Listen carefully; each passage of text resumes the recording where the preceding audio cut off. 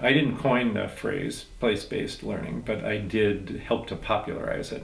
And we chose it. We decided to use it to represent what we were doing because the term we had been using before was environmental education. And environmental education was starting to mean for a lot of people tragedies education or problems in the environment, or only science education. And what we were interested in was education that was connected to all aspects of place. Mm-hmm. So environmental education tends to write off the social and kind of cultural aspects, and we wanted to advocate for education in schools that was rooted in social institution and local artists and local history and the local environment. So that's why we started talking about place-based education. It includes a sense at the foundational level for kids in early childhood and 6, 7, 8, 9-year-olds that the primacy is the love of the natural world.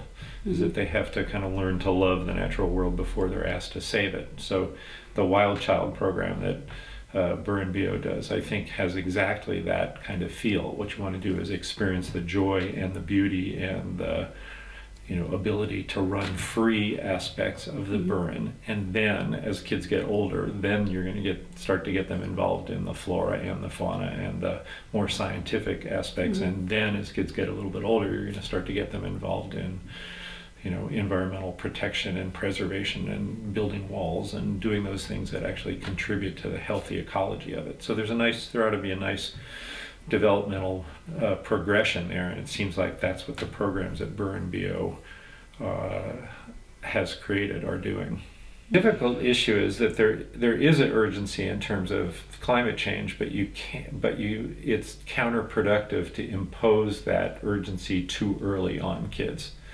So you have to have a certain kind of patient attitude that if you get kids to love and respect the natural world and their cultural traditions, then they will grow up to be willing to do the tough work of figuring out how we reconstruct social institutions so that have smaller carbon footprints and actually are maintaining the quality of the ecosystem. But we got to make sure, but we can't make them have to do it too soon, because then it just becomes counterproductive. It strikes me that that the cultivation of music and story, that's such an inherent part of Irish culture, and the way that's done with kids from very early on is the prototype for how you want to do other kinds of things. So I haven't quite figured out how to articulate this, but the way in which the kids in the pub the other night were dancing and singing, and that obviously those traditions have been taught them early on and have become part of their core beings. Is we need approaches that from the environmental perspective that inculcate the same kinds of environmental behaviors and dispositions from early on.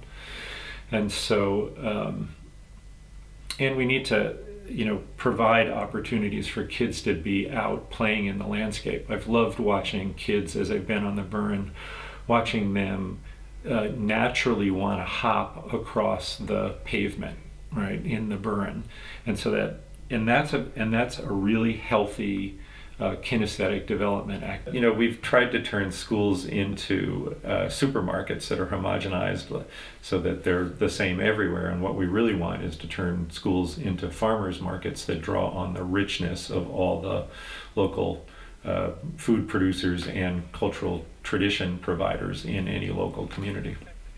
The symposiums provided the great opportunity for landscape exploration and cultural immersion, and to meet people who are committed to connecting people and the land and their cultural traditions. And I think it's done in an emblematic way.